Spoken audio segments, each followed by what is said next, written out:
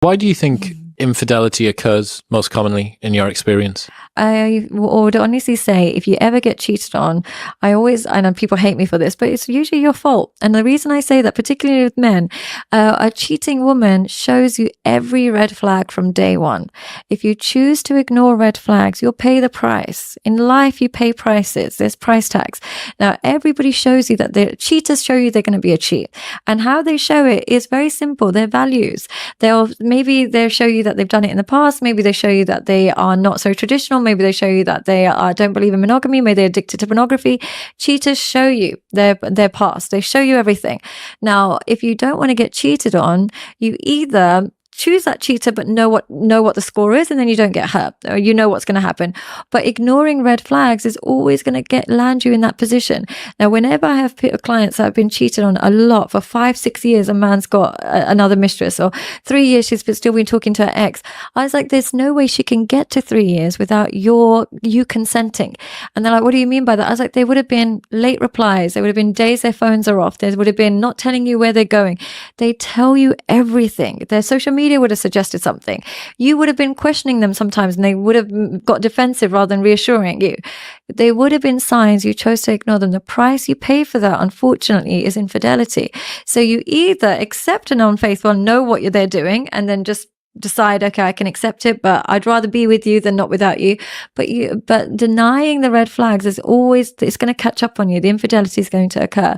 So that's why people get cheated on. Why people choose to do it is because they can get the comfort of a relationship with the joy and pleasure of an alternative connection.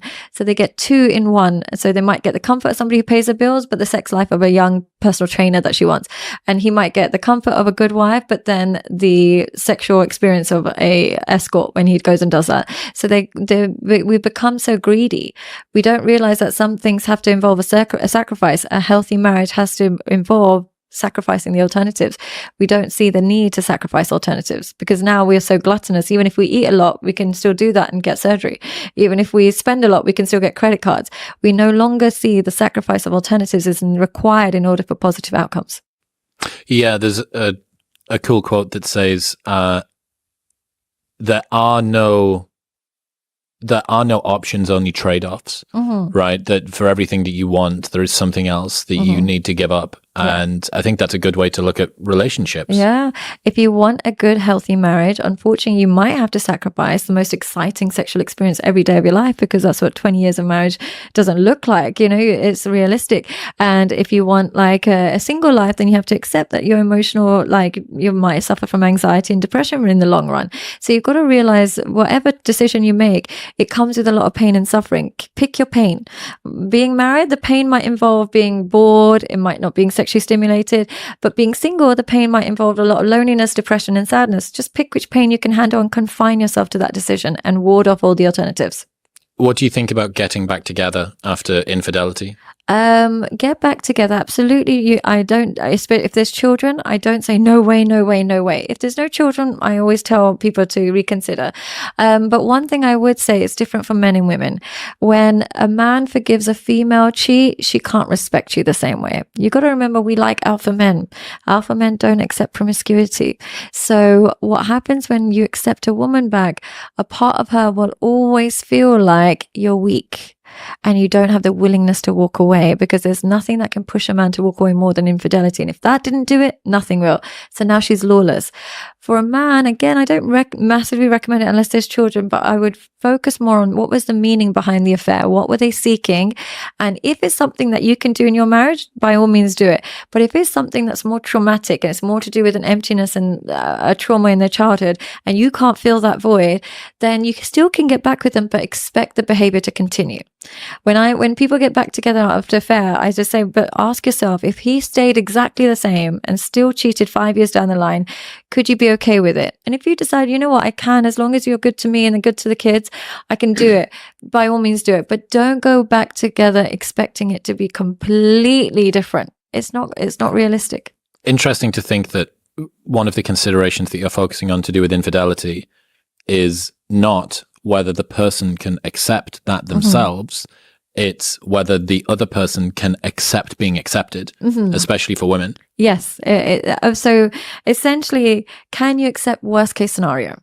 If worst case scenario happens again, can you accept it? If the answer is no, then you're just delaying the divorce. Just do it now. If the answer is yeah, because the alternative, I just don't want to do it, then go ahead. But always ask yourself, can I accept worst case scenario? Then if that happens, at least you're prepared for it. If it doesn't happen, at least your marriage stands a shot. It's a brutal realization, I guess, for guys that maybe their partner may have had infidelity, and then they can try and do the work to be able to accept them again. But that is creating a rhythm, a vibe that may make it difficult for the partner that cheated on them to accept them back again. Something dies in us when you accept the unacceptable, because your masculinity is depleted. And the other thing is, the man loses his masculinity. He starts to hate himself for not being able to walk away. Instead of having a pride of attached to like, okay, I've kept my family together, they know they shouldn't do it. There's something that speaks to them. So they end up hating themselves. And because they can't always express that, they can get quite hostile and violent towards a woman and can get quite verbally abusive towards her. And I'm not saying she's like an angel, but the verbal abuse, and it's all you're doing is, like I said, you're just essentially punishing her for your inability to walk away. She's going to beg and say, please forgive me, please forgive me. But the reality is, we don't want the man that forgives us. We really don't. We want the man that says, you had your chance. It's been a pleasure. I wish you the best. Because that's the man we respect.